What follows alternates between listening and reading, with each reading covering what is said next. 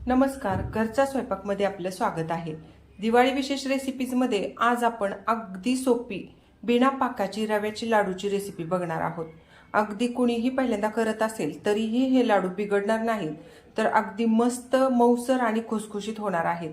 तेव्हा हा व्हिडिओ शेवटपर्यंत पहा। व्हिडिओ पाहिल्यानंतर तुमच्या लक्षातच येईल की अगदी सहज साध्या पद्धतीने आपण हे लाडू बनवू शकतो। चला तर रेसिपीला सुरुवात करूया।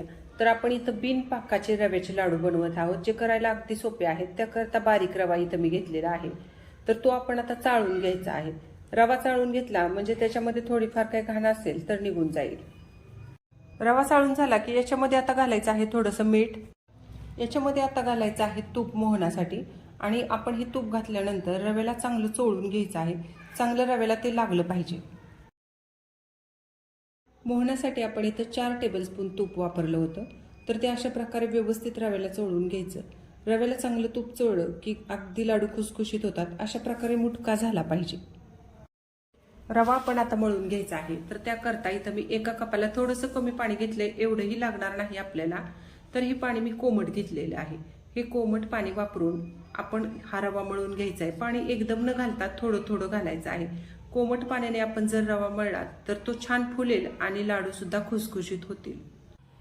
तर रवा इथं मळून झालेला आहे आणि अशा प्रकारे आपल्याला घट्टसर मळायचा आहे। तुम्ही बघू शकता अशा प्रकारचं रव्याचं पीठ आपल्याला लाडूसाठी पाहिजे आहे। तर आपण जेवढं पाणी घेतलं होतं त्याच्यातलं एवढं पाणी शिल्लक राहिले, आणि हे पीठ मळण्यासाठी बरोबर मला अर्धा कप पाणी लागलेलं आहे। तर याला आता अगदी 2 मिनिट फक्त व्यवस्थित मळून घेऊया आपण। आणि 2 मिनिट चांगलं मळून घेतल्यानंतर एका ठिकाणी गोळा करायचं, आणि याच्यावरती आता आपण झाकण घालून 20 मिनिटांसाठी रेस्ट करायला ठेवायचे। रवा आपण इथं रेस्ट करायला ठेवला होता, त्याला आता 20 मिनिट झालेले आहेत। तर 20 मिनिटांनंतर बघू शकता तुम्ही अगदी रवा मस्त फुललेला आहे। पाणी शोषून घेतल्यानंतर रवा छान फुलतो। 1 मिनिटभर मळूया, आणि त्याच्यानंतर आता काय करायचे तर याचे 3 समान आकाराचे गोळे बनवून घ्यायचे। आता या तिन्ही गोळ्यांना आपण चपातीला जसा उंडा बनवतो त्याप्रमाणे हातावर थोडंसं मळून घ्यायचं, आणि अशा प्रकारे गोल आकार द्यायचा आहे। तर तिन्ही गोळ्यांना आपण अशा प्रकारचा गोल आकार देऊया। तीनही गोळे इथं मी बनवून घेतलेले आहेत। हातावर घ्यायचं आणि अशा प्रकारे थोडंसं चपटं करून घ्यायचं। पोळपाट घेतलं इथं मी, आणि इथं एक उंडा घेतलेला आहे। तर याची आपण आता पोळी लाटायची आहे। तर आता आपण पोळी लाटूया। सगळीकडून एकसारखी लाटायची, आणि ही पोळी आपल्याला लाटताना जरी क्रॅक आलेत असं वाटलं तरी काही फरक पडत नाही। क्रॅक येतातच, पण त्यामुळे लाडू अजिबात बिघडत नाहीत। तर सगळीकडून एकसारखी जाड अशी पोळी लाटून घेऊया आपण, खूप पातळ लाटायची नाही। पोळी इथे लाटून झालेली आहे, आणि तुम्ही बघू शकता आता अशा प्रकारची पोळी आपल्याला लाटून घ्यायची। खूप जास्त पातळ नाहीये किंवा खूप जास्त जाडही नाहीये। तर याची जाडी तुम्ही बघू शकता, मध्यम जाडीची आपल्याला इथं पोळी लाटून घ्यायची आहे। 3 गोळे केले होते आपण पिठाचे, तर 3ही पोळ्या माझ्या इथं लाटून झालेल्या आहेत। तवा गरम करून घेतलेला आहे, आणि आता तुम्ही बघू शकता इथं मी नॉनस्टिकचा तवा घेतलाय। शक्यतो नॉनस्टिकचाच घ्या, नाहीतर तूप खूप लागेल। तर इथं आपण या रेसिपीसाठी 1/4 कप तूप वापरणार आहोत। एक छोटा चमचाभर तूप याच्यावर मी घातलेला आहे, आणि आपण जी पोळी बनवलेली आहे ती आता या तव्यावर घालायची आणि भाजून घ्यायची आहे। लो मीडियम गॅसवरती आपल्याला ही रव्याची पोळी भाजून घ्यायची आहे। घाई करायची नाही।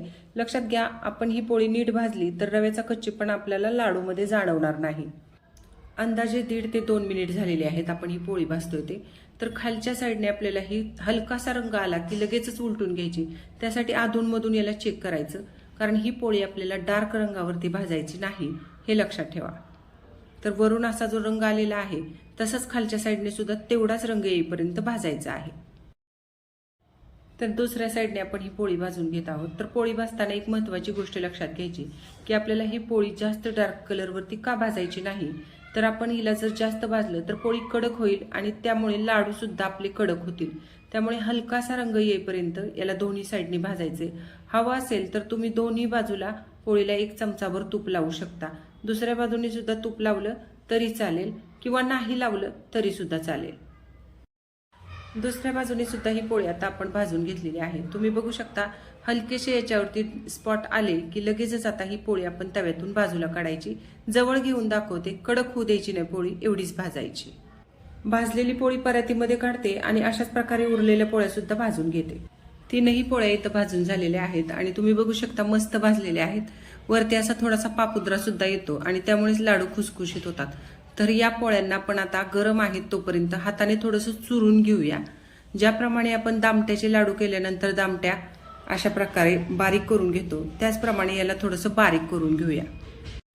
गरम असतानाच अशा प्रकारे याला दोन्ही हातांवरती आपण व्यवस्थित चुरून घेऊया. जितकं आपल्याला गरम असताना हे चुरता येईल तितकं ते बारीक करून घ्यायचं, म्हणजे लाडू छान होतील. तर पोळ्या चुरून घेतलेल्या आहेत आणि याच्यामध्ये तुम्ही बघू शकता बारीक बरंच झालेलं आहे, पण थोडेफार असे तुकडे राहिलेले आहेत. तर ते तुकडे आपल्याला याच्यामध्ये नको आहेत, म्हणून आपण काय करायचं तर याला चाळणीत घालायचं आणि चाळून घ्यायचं, म्हणजे एकसारखा आपल्याला रवा मिळेल. तर तुम्ही इथं बघू शकता अगदी मस्त रवा होतोय. रवा चाळून झालेला आहे आणि तुम्ही चाळणीमध्ये बघू शकता बरंचसं इथं मोठं राहिलेलं आहे.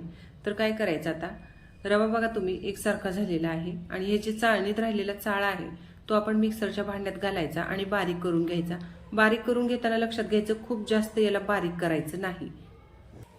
तर मिक्सरमध्ये याला मी बारीक करून घेतले आणि तुम्ही बघू शकता जसा परातीमध्ये रवा आहे तसंच हे बारीक करून घेतलेलं आहे. अशा प्रकारेच याला बारीक करायचं. हवं तर तुम्ही एकदा चाळून सुद्धा घेऊ शकता. रवा सगळा इथं चाळून झालेला आहे आणि बघू शकता तुम्ही अगदी मस्त एकसारखा रवा आपला इथं मिळालेला आहे आपल्याला. तर आता काय करायचं, याच्यामध्ये घालायची आहे पिठी साखर. तर 300 ग्रॅम रवा घेतला होता आपण, त्यासाठी आपण 200 ग्रॅम पिठी साखर घालायची. पण लक्षात ठेवा चाळून घ्यायला विसरायचं नाही, नाहीतर त्याच्यामध्ये जर साखरेचे कण राहिले तर लाडू खाताना आपल्याला ते कचकच जाणवतील.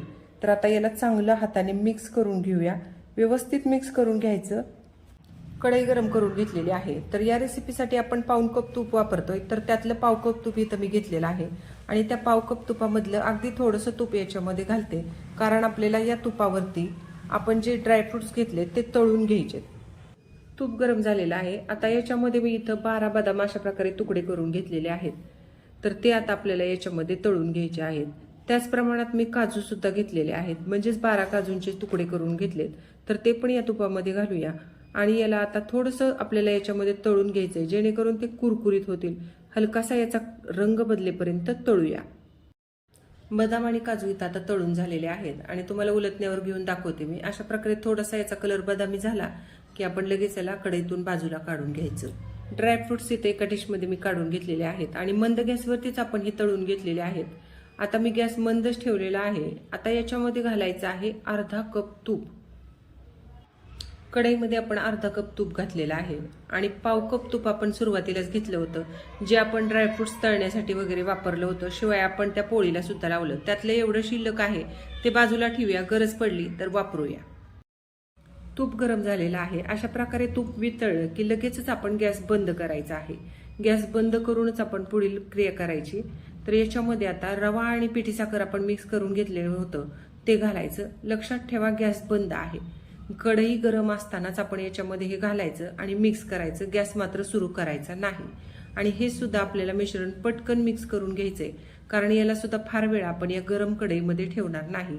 थोडंसं याला मिक्स करून घेतलं की आता काय करायचं, एक परात घ्यायची आणि त्या परातीमध्ये हे पटकन काढून घ्यायचं. सगळं आपण जर कढईमध्ये ठेवलं तर लाडू आपले कडक होतील. त्याच्यामुळे पटकन आपण परातीमध्ये किंवा इतर कोणत्याही दुसऱ्या भांड्यात काढून घ्यायचं.